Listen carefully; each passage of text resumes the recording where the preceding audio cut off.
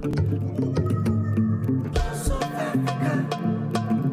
The story of resurgent and burgeoning Africa is here, only on the Pulse of Africa channel.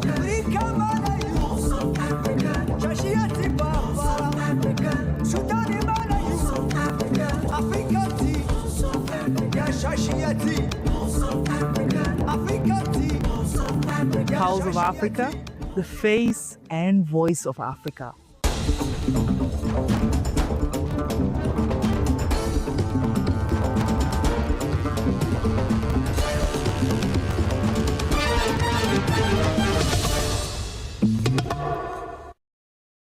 Welcome to Pulse of Africa News. I'm Gamechi Samandira. We cover inspiring stories and key moments shaping Africa. We'll start with AU as it welcomes signing of the Charter for Peace and National Reconciliation in Libya. The chairperson of the African Union Commission, Mohamed Ali Yusuf, chairperson of the African Union Commission, welcomed the significant step taken by Mohamed Yunus El Manfi, president of the Presidential Council of Libya, regarding the signing of the Charter for Peace and National Reconciliation in Tripoli on January 7, 2025. Furthermore, he expresses his profound appreciation for this commitment, which serves the interests of the peace and national reconciliation process in Libya. The chairperson of the African Union Commission views this act as a decisive step toward achieving lasting peace in Libya. Furthermore, he called on all Libyan parties to demonstrate full commitment and to engage constructively and in good faith in the spirit of responsibility, dialogue and tolerance so as to ensure that the national interest prevails over all other considerations.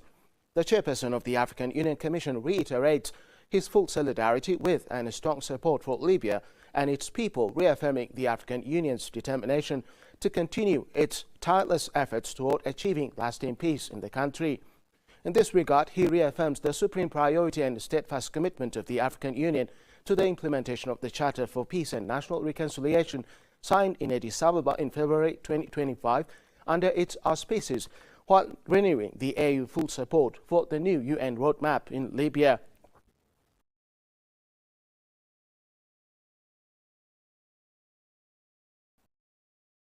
Rwanda has sent a contingent of military engineers to Jamaica to support the Caribbean country's recovery effort by rehabilitating infrastructure destroyed by a powerful cyclone, Hurricane Melissa. In 2025, the Rwandan Defense Force RDF said the deployment is conducted in accordance with a bilateral agreement between Rwanda and Jamaica aimed at assisting in the rehabilitation of critical infrastructure destroyed by disasters, the RDF statement said. The official communication did not specify the number of deployed professionals. The Rwandese military engineers received a briefing from Brigadier General Faustin Chinka, the commander of the Mechanized Division, before departing Kigali for Jamaica. Hurricane Melissa hit the Caribbean region in late October 2025, leaving a trail of destruction. Jamaica experienced the most devastating effect, resulting in tens of deaths. This prompted a large-scale multi-agency humanitarian response. In December, Ghana deployed 54 military engineers to Jamaica to help rebuild critical infrastructure after the hurricane caused an estimated damage of $8.8 billion.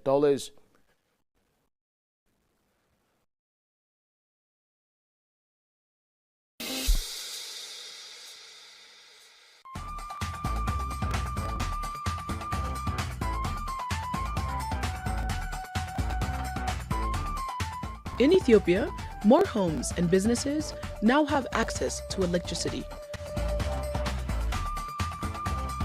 Access to power supports education, healthcare, and local businesses. Light changes lives.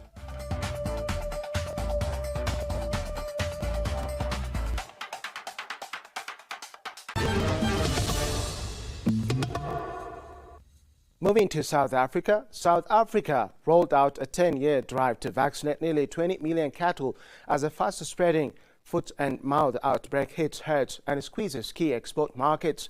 The highly contagious viral infection, also known as FMD, is not dangerous to humans but particularly affects ruminant livestock such as cattle, sheep and goats. It causes fever, blisters in the mouth and near the hoof, and sometimes death. The outbreak began in 2021 and has since spread to all but one of South Africa's 9 provinces, Agriculture Minister John Steenhuisen said, adding it has taken a financial and emotional toll on farmers. Since losing its status as an FMD-free country in 2019, our farmers have faced unprecedented challenges, he told reporters in Cape Town. Since losing our FMD-free status in 2019, our farmers have continued to face unprecedented challenges.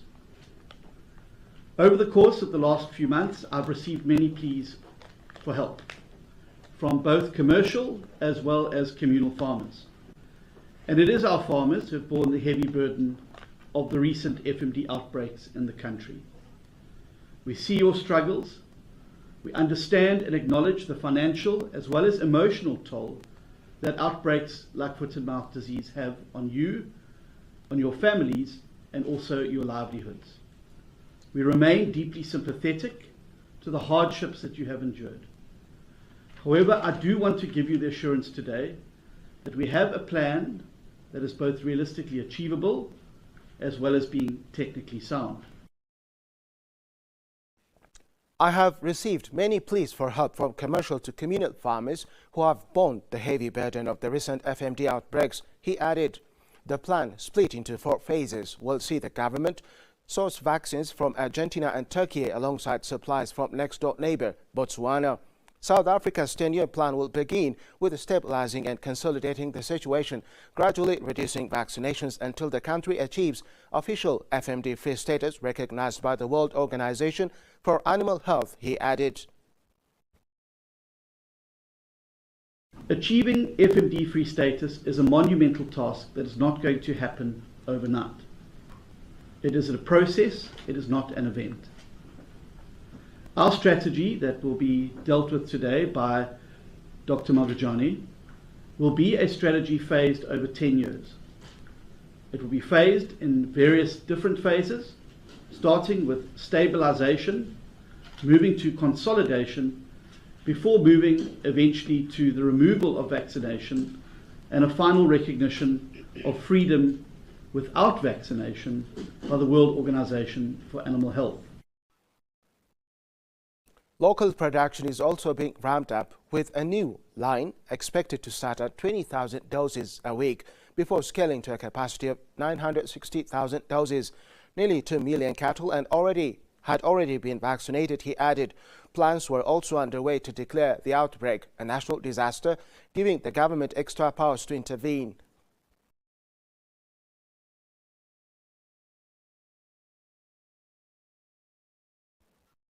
Ethiopia's Minister of Foreign Affairs, Gideon Timotheus, met with South Sudan President Salva Kiir Mayardit in Juba to bolster the long-standing bilateral relations between the two countries.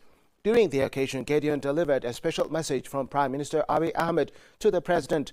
The two sides discussed various bilateral and regional matters, expressing a mutual commitment to deepening the historic ties between their nations. They emphasized the need to prioritize economic cooperation, specifically in trade, investment and infrastructure connectivity, including road and power networks, to better serve the citizens of both countries.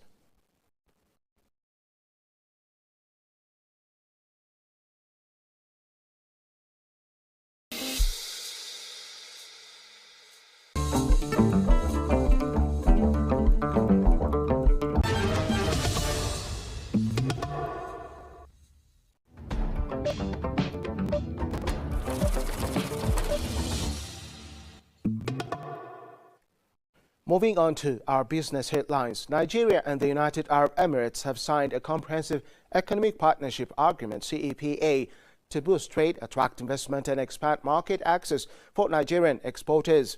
Signed in Abu Dhabi, the agreement will see the UAE remove tariffs on more than 7,000 Nigerian products, including agricultural and industrial goods, while other exports will gain duty-free access within 5 years. The deal also allows Nigerian companies to establish branches in the UAE and grants Nigerian business visitors stays of up to 90 days annually, with longer permits for managers and specialists. Nigeria, in return, will reduce tariffs on about 6,000 imported products, mainly industrial inputs and machinery, while maintaining its import prohibition list. Covering 99 services across 10 sectors, the CEPA is expected to support industrialization, job creation and position Nigeria as a gateway for investment into Africa.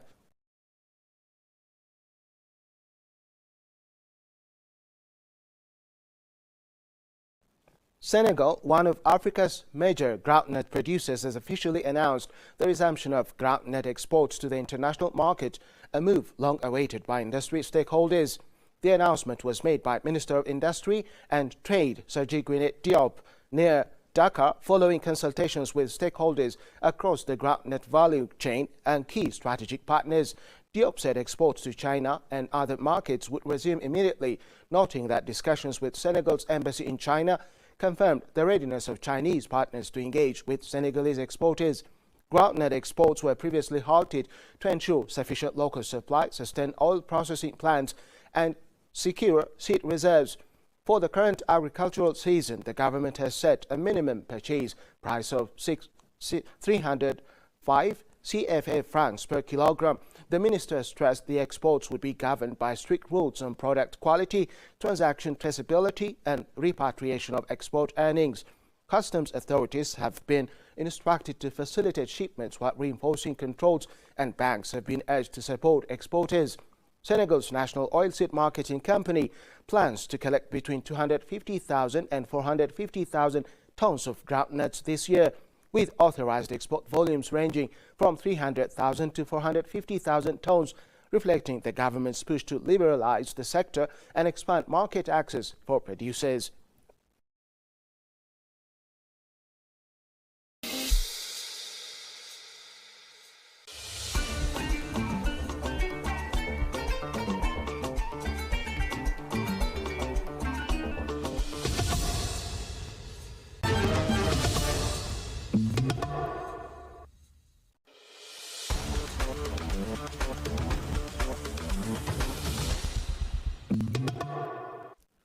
Now to sports news.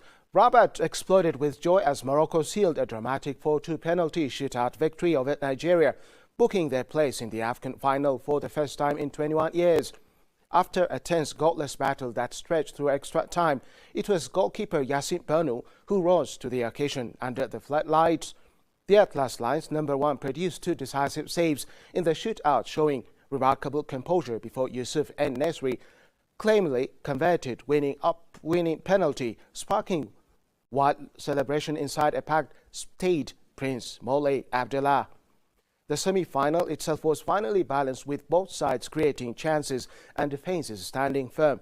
Morocco increased the pressure in the second half, but Nigeria's resilience ensured penalties were needed, where Bonu's heroics proved decisive. Meanwhile, Sadio Mane once again delivered on the biggest stage, inspiring Senegal to edge past Egypt in the other semi-final. His influence made the difference as the reigning champions overcame a stubborn Egyptian side to set up a mouth-watering final. With history beckoning for Morocco and Senegal aiming to defend their crown, the AFCON final promises high drama and a thrilling conclusion to the tournament.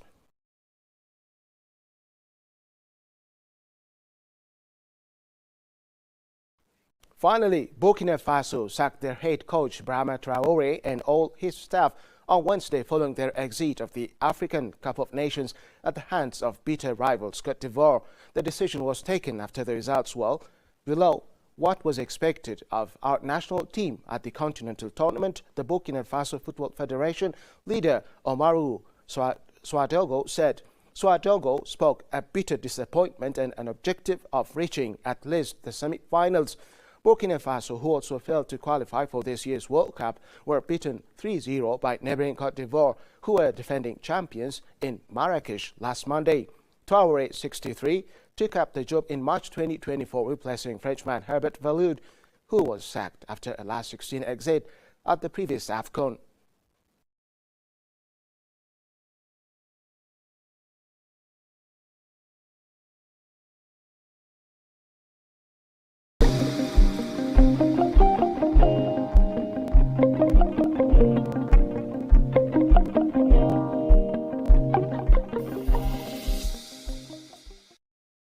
Let's take a look at the weather forecast across Africa.